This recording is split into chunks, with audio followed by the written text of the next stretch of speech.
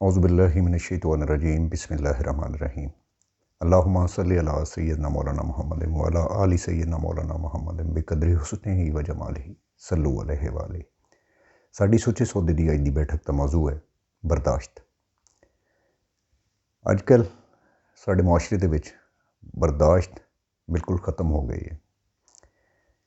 कुछ अर्सा पहले तक ख़त्म होंदी जा रही सी तो हुण तो बिल्कुल ख़त्म हो चुकी है।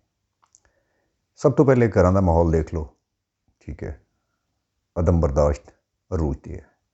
औलाद माँ बाप की नाफरमान है, चाचियाँ मामियां की नाफरमान है, जवाब देना अपना हक समझती है। इस लॉजिक के उपर कि जी तुसी पुराने जमाने के लोग, तुहानू की पता अजकल न्यू ट्रेंड की चल रहा है या सानू की करना चाहिए, तुसी ना दसो, ठीक है जी। इस तो बाद बाहर घर तो बाहर निकलीए, आस महल्ले दे विच असी रात को अगर लेट आने हैं तो बजाए इसके कि असी थोड़ी जी तकलीफ़ कर लीए, अपने दरवाजे को नॉक कर लीए या गली च इंटर होने तो पहले असी कॉल करके या मैसेज करके घर दे विच किसी को कह दीए कि बगैर आवाज़ पैदा कीते वो दरवाज़ा खोल देवे, ताकि असी गड्डी मोटरसाइकिल या पैदल कर जाना है तो असी अंदर खामोशी नाल दाखिल हो जाइए, ताकि पूरे मुहल्ले की गली की जोड़ा आराम है वो ख्याल रखा जाए। लेकिन नहीं, हॉर्न देना, जोर जोर नाल रेसां देनियां, बावजूद इसके कि कोई इबादत कर रहा हो सकता है, लोग सुते हुए ने, घरां दे विच बीमार हो सकते हैं, घरां दे विच कोई स्टूडेंट हो सकते हैं जिहड़े अपनी पढ़ाई ते तवज्जो मरकूज करके बैठे ने, घरां दे विच छोटे बच्चे हो सकते हैं जिहड़े अपनी गहरी नींद दे विच ने। असी ना चाहते होया भी, यानी एक कोई इंटेंशन नहीं होंदी इस तरह की बंदे की, लेकिन असी दिल आज़ारी का या तकलीफ का बायस बनते हैं।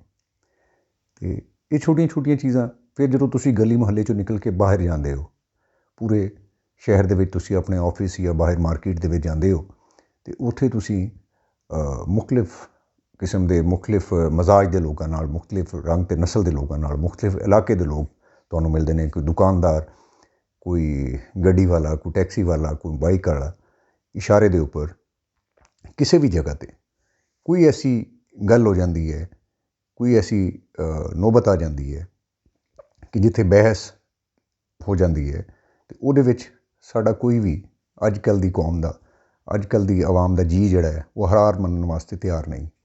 वो अपना हक समझदा है, वो इस चीज़ को फर्ज समझदा है कि वो दूसरे को झूठा साबित करे तो दूसरे को अपने तो कमतर साबित करे तो अपने आप को सुपीरीयर। तुसी देखोगे गलियां मुहल्लियां दे विच भी अजकल ये ट्रेंड आम है कि अगर कोई थोड़ी बहुत चपकलिश हुई है तो फौरन मरने मारने ते तुले आएणगे। लड़ना तो एक पिछे रह जाता है, मरने मारने ते तुले आएणगे, ठीक है।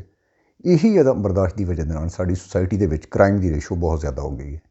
साडे घरां दा माहौल तबाह होकर रह गया। क्यों कि साडे वड्डियां ने सानू बर्दाश्त सिखाई ही नहीं। सानू जदों नहीं बर्दाश्त सिखाई तो असी अगे अपनी आने वाली नस्ल नू की डिलीवर करना है, की दसांगे। जे तुसी अपने आस पास देखो कि अज ये हालत है बर्दाश्त की, तो जिहड़ी आने वाली नस्ल है, जिहड़े बच्चे अजकल 10 साल की एज तो थले ने, जो ये बच्चे बड़े होणगे तो ये किस फन का मुजाहरा करनगे। बड़ा एक लम्हा फिक्री है कि असी अपनी जिंदगी दे विच इन्ने बिजी हो गए हैं कि इन्हां चीज़ों वास्ते साढ़े कोल टाइम नहीं, तो साड़ी सोसाइटी जिहड़ी है वो बिगड़ती जा रही है। एक हजूम इकट्ठा हो रहा है जिहदे विच कोई अखलाकियात नहीं, जिहदे विच कोई तरबियत नहीं, जिहदे विच कोई बर्दाश्त नहीं। असी किसी भी किस्म के मामले के उत्ते असी दरगुजर करने वास्ते तैयार ही नहीं। मैनू हकीम सादी की एक हिकायत याद आ गई। वो गुलस्तान सादी दे विच फरमाते हैं कि एक शराबी सी तो वो एक शेख दे जाके गले पै गया, उन्होंने पकड़ के कपड़ियां तो थले सिट लिया, मारिया, चपेड़ा मारियां, ठीक है जी, बुरा भला किया। उस तो बाद उन्होंने उस हालत के सिट के तो अगे चला गया। लोग कट्ठे हुए, शेख साहब के जोड़े जानने वाले सी, शेख साहब बड़े मालदार तो बड़े साहिब हैसीयत सीगे। उन्होंने कहा शेख साहब तुसी उहदा मूँह क्यों नहीं तोड़ दिता, तुसी कोई चूड़ियाँ पाइयां सी, तुसी सानू हुक्म करदे, ठीक है। शेख साहब ने कहा कि मेरा इलम, मेरी तरबियत तो मेरी कुव्वत बर्दाश्त तो मेरा जोड़ा अल्लाह ताला दे नाल तलक है, वो इस गल का मजाज नहीं है कि मैं एक शराबी जोड़ा है उन्होंने तो तमीज़ नहीं है ਉਹ ਤਾਂ ਉਸ ਵਕਤ ਸ਼ਰਾਬ ਦੇ ਟਰਾਂਸ ਦੇ ਵਿੱਚ ਹੈ, ਸ਼ਰਾਬ ਦੇ ਨਸ਼ੇ ਦੇ ਵਿੱਚ ਹੈ ਕਿ ਮੈਂ ਕਿਹਦੇ ਗੱਲ ਪੈਣਾ ਜਾਂ ਕਿਹਦੇ ਨਹੀਂ ਪੈਣਾ। ਲੇਕਿਨ ਮੈਂ ਤਾਂ ਸਾਹਿਬ ਫਹਿਮ ਹੈ, ਮੈਂ ਤਾਂ ਸਾਹਿਬ ਅਕਲ ਹੈ, ਮੈਂ ਤਾਂ ਸਾਹਿਬ ਇਲਮ ਹੈ। ਮੈਨੂੰ ਤਾਂ ਪਤਾ ਹੈ ਕਿ ਮੈਂ ਕੀ ਕਰਨਾ ਹੈ ਕੀ ਨਹੀਂ ਕਰਨਾ। ਮੈਂ ਤਾਂ ਆਪਣੇ ਹੋਸ਼ ਦੇ ਵਿੱਚ ਹਾਂ। ਇਸ ਲਈ ਮੇਰੀ ਅਕਲ ਨੇ, ਮੇਰੀ ਤਾਲੀਮ ਨੇ, ਮੇਰੀ ਤਰਬੀਅਤ ਨੇ ਗਵਾਰਾ ਨਹੀਂ ਕੀਤਾ ਕਿ ਮੈਂ ਇੱਕ ਰਿੰਦ ਦੇ ਗੱਲ ਪਾਵਾਂ, ਇੱਕ ਸ਼ਰਾਬੀ ਦੇ ਗੱਲ ਪਾਵਾਂ। ਅਤੇ ਇਹ ਸ਼ੇਖ ਸਾਦੀ ਤਾਂ ਅੱਜ ਤੋਂ ਕਈ ਸੌ ਸਾਲ ਪਹਿਲੇ ਗੱਲਾਂ ਫਰਮਾ ਗਏ। ਮੈਂ ਹਿਕਾਇਆ ਅਤੇ ਗੁਲਸਤਾਨ ਸਾਦੀ ਅਤੇ ਬੋਸਤਾਨ ਸਾਦੀ 6 ਸਾਲ ਦੀ ਉਮਰ ਦੇ ਪੜ੍ਹਨੀਆਂ ਸ਼ੁਰੂ ਕੀਤੀਆਂ ਸੀ ਅਤੇ 2 ਸਾਲ ਦੇ ਵਿੱਚ ਮੈਂ ਉਹ ਬੁੱਕਸ ਜਿਹੜੀਆਂ ਨੇ ਬਾਰ-ਬਾਰ ਪੜ੍ਹ ਕੇ ਰਿਵਾਈਂਡ ਕਰਦਾ ਹੁੰਦਾ ਸੀ। ਲੇਕਿਨ ਮੈਨੂੰ ਉਹਦਾ ਜਿਹੜਾ ਉਹ ਐਂਡ 'ਤੇ ਉਹਦਾ ਖੁਲਾਸਾ ਲਿਖਿਆ ਹੁੰਦਾ ਸੀ ਉਹ ਸਮਝ 'ਚ ਨਹੀਂ ਸੀ ਆਉਂਦਾ, ਕਿਉਂਕਿ ਉਮਰ 6 ਤੋਂ 8 ਸਾਲ ਸੀ। ਲੇਕਿਨ ਉਹ ਸਟੋਰੀ ਬੜੀ ਮਜ਼ੇਦਾਰ ਹੁੰਦੀ ਸੀ, ਸਟੋਰੀਆਂ ਪੜ੍ਹ ਲਈਦੀਆਂ ਸੀ ਕਿਉਂਕਿ ਵਾਲਾ ਸਾਹਿਬ ਦੀ ਲਾਇਬ੍ਰੇਰੀ ਹੁੰਦੀ ਸੀ ਅਤੇ ਲਾਇਬ੍ਰੇਰੀ ਦੇ ਵਿੱਚੋਂ ਜਿਹੜੀ ਬੁੱਕ ਮੈਨੂੰ ਚੰਗੀ ਲੱਗਣੀ ਉਹ ਪੜ੍ਹ ਲੈਣੀ। ਅਤੇ ਸ਼ੇਖ ਸਾਦੀ ਦੀ ਇਹਨਾਂ ਕਿਤਾਬਾਂ ਦਾ ਬਹੁਤ ਅੱਛਾ ਅਸਰ ਹੋਇਆ। ਅਤੇ ਮੈਂ ਤਮਾਮ ਦੋਸਤਾਂ ਅੱਗੇ ਇਹ ਦਰਖਾਸਤ ਕਰਾਂਗਾ ਕਿ ਆਪਣੀ ਨੌਜਵਾਨ ਨਸਲ ਨੂੰ, ਆਪਣੇ ਛੋਟੇ ਬੱਚਿਆਂ ਨੂੰ PDF ਸ਼ੇਪ ਦੇ ਵਿੱਚ ਜਾਂ ਬੁੱਕ ਦੀ ਸ਼ੇਪ ਦੇ ਵਿੱਚ ਹਕੀਮ ਸਾਦੀ ਦੀ ਦੋਨੋਂ ਬੁੱਕਸ, ਗੁਲਸਤਾਨ ਸਾਦੀ ਅਤੇ ਬੋਸਤਾਨ ਸਾਦੀ, ਇਹ ਦੋਨੋਂ ਬੁੱਕਸ ਜਿਹੜੀਆਂ ਨੇ ਇਹ ਜ਼ਰੂਰ ਪੜ੍ਹਵਾਓ ਤਾਂ ਕਿ ਉਹ ਆਉਣ ਵਾਲੀ ਜਿਹੜੀ ਨਸਲ ਹੈ ਸਾਡੀ, ਉਹ ਨਸਲ ਤਿਆਰ ਹੋਵੇ, ਉਹ ਹਜੂਮ ਤਿਆਰ ਨਾ ਹੋਵੇ। ਬਰਦਾਸ਼ਤ ਜਿਹੜੀ ਹੈ ਬਹੁਤ ਜ਼ਰੂਰੀ ਹੈ। ਇਹ ਅਦਮ ਬਰਦਾਸ਼ਤ ਜਿਹੜੀ ਹੈ ਘਰ ਵੀਰਾਨ ਕਰ ਦਿੰਦੀ ਹੈ। ਫਿਰ ਕੋਰਟ ਕਚਹਿਰੀ ਥਾਣੇ ਇਹ ਦੇਖਣੇ ਪੈਂਦੇ ਨੇ, ਪਹਿਲੀ ਨਸਲ ਨੂੰ ਵੀ, ਦੂਜੀ ਨੂੰ ਵੀ ਅਤੇ ਤੀਜੀ ਨੂੰ ਵੀ, ਕਿਉਂਕਿ ਉਹਨਾਂ ਲਈ ਇਹ ਗੱਲ ਮਾਮੂਲੀ ਹੋ ਜਾਂਦੀ ਹੈ। ਉਹ ਕਹਿੰਦੇ ਨੇ ਖੈਰ ਹੈ, ਸਾਡਾ ਚਾਚਾ ਵੀ ਤਾਂ ਗਿਆ ਸੀ ਨਾ ਜੇਲ੍ਹ, ਅੱਬਾ ਵੀ ਤਾਂ ਗਿਆ ਸੀ ਨਾ, ਕੀ ਹੋ ਗਿਆ, ਸਾਨੂੰ ਵੀ ਜਾਣਾ ਚਾਹੀਦਾ। ਉਹ ਸਮਝਦੇ ਨੇ ਕਿ ਸ਼ਾਇਦ ਇਹ ਬੜਾ ਅੱਛਾ ਕੰਮ ਹੈ। ਇੱਕ ਕੋਈ ਜੱਟ ਜ਼ਿਮੀਂਦਾਰ ਹੋਵੇ, ਉਹਦੇ ਬੰਨੇ ਦੇ ਉੱਪਰ ਦੂਸਰਾ ਉਹਦਾ ਪੜੋਸੀ ਆ ਕੇ ਇੱਕ ਟੱਪਾ 1 ਇੰਚ ਉਹਦੇ ਵਾਲੀ ਸਾਈਡ 'ਤੇ ਮਾਰ ਲਵੇ, ਇੱਥੋਂ ਕਤਲ ਹੋ ਜਾਂਦੇ ਨੇ। ਬਰਦਾਸ਼ਤ ਦਾ ਆਲਮ ਇਹ ਲਾ ਲਓ।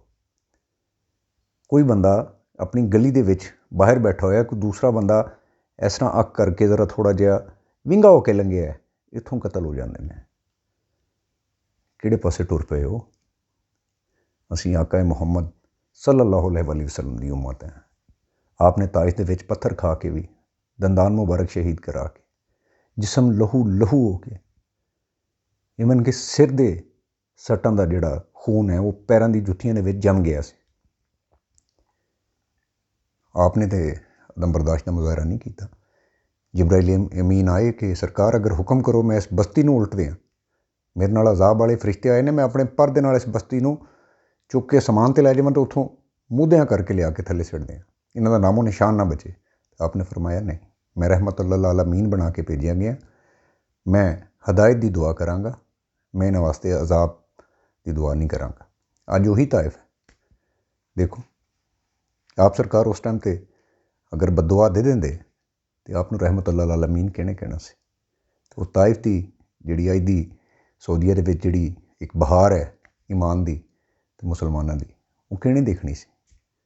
ਇਸ ਲਈ ਆਪਣੀ ਔਲਾਦ ਨੂੰ, ਆਪਣੀ ਆਉਣ ਵਾਲੀ ਨਸਲ ਨੂੰ ਆਪਣੇ ਹੱਥੀਂ ਤਿਆਰ ਕਰੋ ਤਾਂ ਕਿ ਉਹ ਪ੍ਰਾਊਡ ਫੀਲ ਕਰਨ ਕਿ ਸਾਡੇ ਪੇਰੈਂਟਸ ਨੇ ਸਾਡੀ ਐਸੀ ਤਰਬੀਅਤ ਕੀਤੀ ਸੀ। ਉਹ ਜਦੋਂ ਬਾਹਰ ਜਾਣ, ਲੋਕਾਂ ਦੇ ਵਿੱਚ ਮਿਲਣ, ਬੈਠਣ, ਉੱਠਣ, ਲੋਕ ਉਹਨਾਂ ਤੋਂ ਇੰਸਪਾਇਰ ਹੋਣ ਕਿ ਯਾਰ ਉਹਨਾਂ ਦੇ ਬੱਚੇ ਦੇਖੋ ਕੈਸੇ ਨੇ, ਫਲਾਂ ਦੇ ਬੱਚੇ ਦੇਖੋ ਕੈਸੇ ਨੇ। ਇਸ ਲਈ ਕੋਈ ਵੀ ਕੰਮ ਛੋਟਾ ਨਹੀਂ ਹੁੰਦਾ, ਉਹ ਤੁਹਾਨੂੰ ਬੜਾ ਲੱਗ ਰਿਹਾ ਹੁੰਦਾ, ਲੇਕਿਨ ਮਾਂ ਅਤੇ ਬਾਪ, ਇਹ ਮਾਂ ਬਾਪ ਦੀ ਜ਼ਿੰਮੇਵਾਰੀ ਹੈ ਬੱਚੇ ਨੂੰ ਓਬਜ਼ਰਵ ਕਰਨਾ, ਆਪਣੇ ਰਵੱਈਏ ਦੇ ਵਿੱਚ ਮੁਸਬਤ ਤਬਦੀਲੀ ਲੈ ਕੇ ਆਉਣੀ। ਕੁਝ ਫਰਕ ਨਹੀਂ ਪੈ ਜਾਣਾ, ਤੁਸੀਂ ਆਪਣੀ ਚੁਦਰਾਹਟ ਜਾਂ ਆਕੜ ਸਾਬਤ ਕਰਕੇ ਕੁਝ ਨਹੀਂ ਇੱਥੋਂ ਲੈ ਕੇ ਚਲੇ ਜਾਣਾ, ਖਾਲੀ ਹੱਥ ਜਾਣਾ ਜੀ। ਇੱਕ ਬਦਮਾਸ਼ ਨੇ ਵੀ ਉਸੇ ਕਬਰ 'ਚ ਜਾਣਾ ਹੈ, ਇੱਕ ਬਜ਼ੁਰਗ ਨੇ ਵੀ ਉਸੇ ਕਬਰ 'ਚ ਜਾਣਾ ਹੈ, ਲੇਕਿਨ ਦੋਨਾਂ ਦਾ ਅੰਜਾਮ ਮੁਖਤਲਿਫ ਹੈ, ਦੋਨਾਂ ਦੀ ਮੰਜ਼ਿਲ ਮੁਖਤਲਿਫ ਹੈ। ਅਤੇ ਇਸ ਲਈ ਤੁਸੀਂ ਸਾਹਿਬ ਇਲਮ ਹੋ, ਤੁਸੀਂ ਸਾਹਿਬ ਇਖਤਿਆਰ ਹੋ।